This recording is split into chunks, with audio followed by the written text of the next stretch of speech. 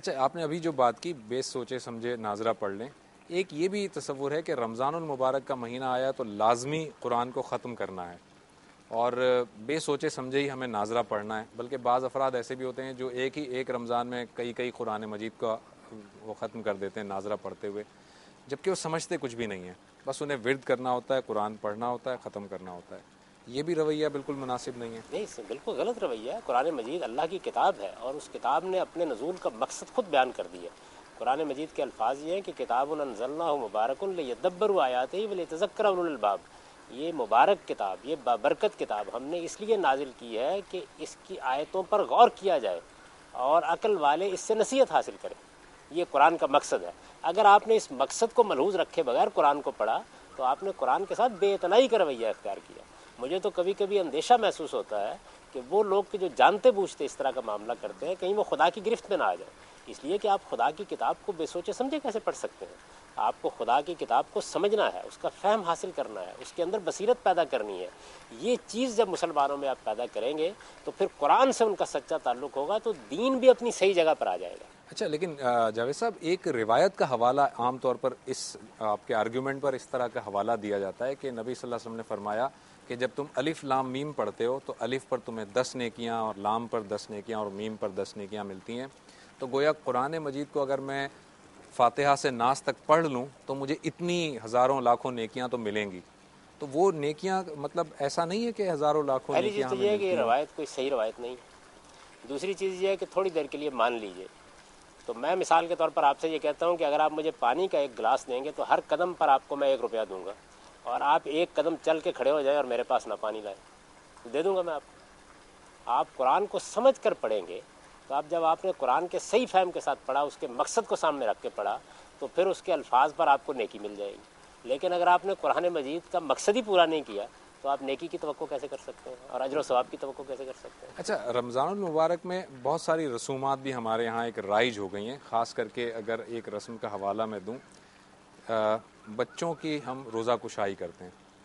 بعض اوقات تو اتنے چھوٹے بچے ہوتے ہیں جن کو سمجھ ہی نہیں ہوتی، ان کو زبردستی جو ہے وہ روکا جاتا ہے کہ وہ پانی نہ پی لیں، وہ نہ، صرف اس بات سے کہ اتنی چھوٹی عمر میں اس نے روزہ رکھ لیا اور اسے ہار پہنائے گئے اور اسے تصویریں کھنچوائی گئی۔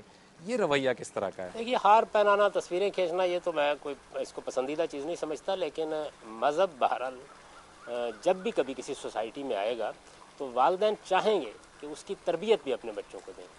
اس وجہ سے روزہ رکھوانا، چھوٹے بچے کو روزہ رکھوانا، مناسب عمر کو پہنچ گیا تو اس میں یہ احساس پیدا کرنا ہے کہ روزے رکھنے ہیں، اس کے لیے اگر والدین یہ اہتمام کرتے ہیں تو یہ کوئی برائی کی چیز نہیں ہے۔ ٹھیک، بلکہ اس طرح کی چیزیں تہذیبی روایت بن جاتی ہیں، اور تہذیبی روایت بھی انسان کی شخصیت کی تشکیل میں بڑا کردار ادا کرتی ہے۔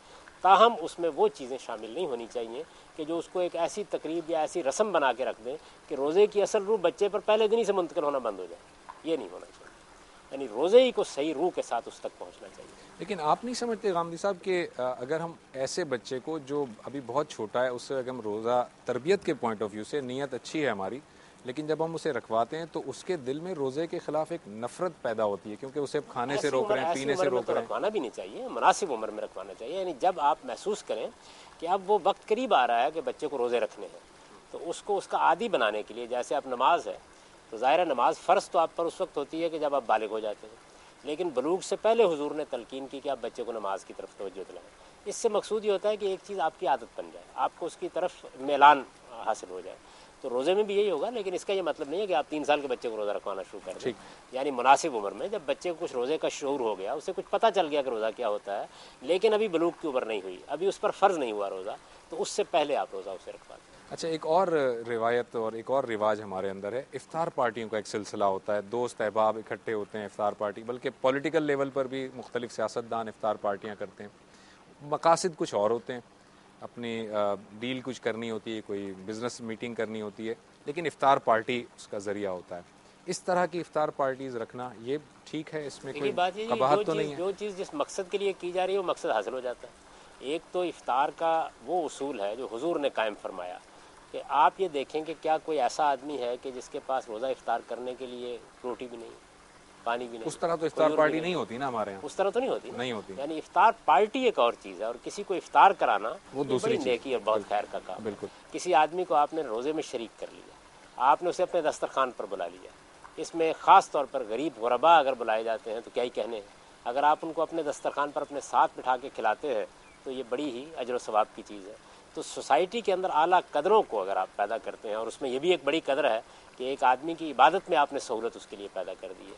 ہمارے ہاں یہ ایک رسم اور ایک تقریب ہے، آپ اس کو ناجائز بھی نہیں کہہ سکتے، لیکن یہ جس لیکن مقصد کے لیے پسندیدہ بھی نہیں کہہ جس سکتے. مقصد کے لیے کی جاتی ہے. دیکھیے بات یہ ہے کہ اللہ تعالیٰ کا اصول یہ ہے کہ جو کام خالص اس کے لیے ہوگا اس کا وہ اجر عطا فرمائے گا، اور جو کام آپ دنیا کے لیے کریں گے دنیا میں اس کا اجر پا لیں گے. تو افطار پارٹیاں جس مقصد کے لیے کی جاتی ہیں وہ مقصد لوگوں کو حاصل ہو جاتا ہے.